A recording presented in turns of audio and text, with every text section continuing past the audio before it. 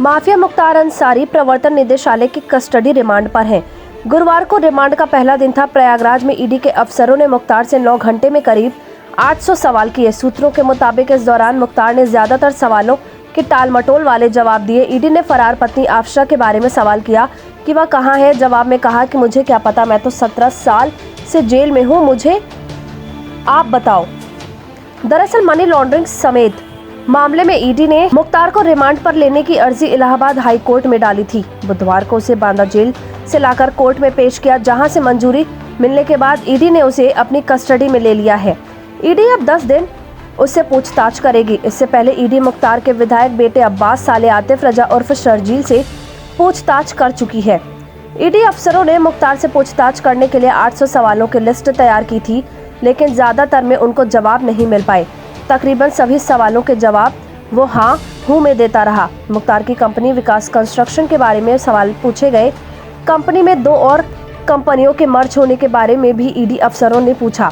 Bank खातों से करोड़ों रुपए ट्रांसफर किए जाने के बारे में भी पूछा गया। उसको बैंक स्टेटमेंट भी दिखाए गए, मगर किसी भी सवाल का सटीक जवाब नहीं मिल सका।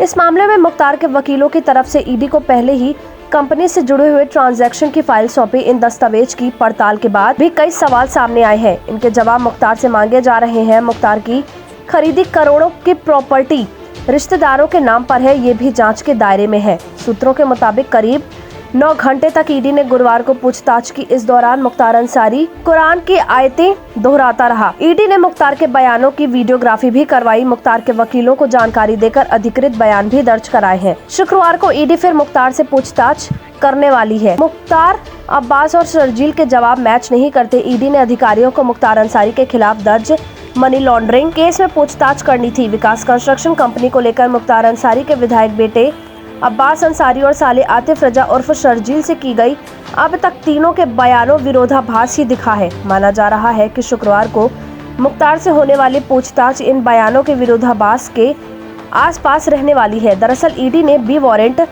पर मुख्तार को बांदा जेल से प्रयागराज कोर्ट लाई थी, जहां मुख्तार को कस्टडी रिमांड के लिए कोर्ट में पेश किया। ईडी मनी लॉन्ड्रिंग मामले में मुख्तार की अघोषित संपत्तियों के बारे में पूछताछ करना चाहती थी। साथ ही जेल में बंद मुख्तार के बेटे अब्बास अंसारी और साले शर्जील के बयानों का मिलान कर रही है। पुलिस मुख्तार अंसारी को लेकर बांदा से प्रयागराज आई। बांदा जेल में बंद माफिया मुख्तार अंसारी और भीम सिंह को गैंगस्टर मामले में दोषी पाया गया है। गाजीपुर की एमपी एमएलए कोर्ट ने दोनों को 10 साल की सजा सुनाई है। इसके बाद ही दोनों पर 5-5 लाख रुपए का जुर्माना भी लगाया गया है। ये जानकारी एडीजीसी क्रिमिनल नीरज श्रीवास्तव ने दी है। एडीजीसी नीरज ने बताया कि मुख्तार और भीम सिंह पर 5 गैंग चार्ज के मुकदमे लगाए गए थे, जिसमें 1991 में सिगरा हत्याकांड, वाराणसी में अवधेश राय हत्याकांड, गाजीपुर कोतवाली क्षेत्र में तत्कालीन एडिशनल एसपी पर गोलीकांड केस शामिल है।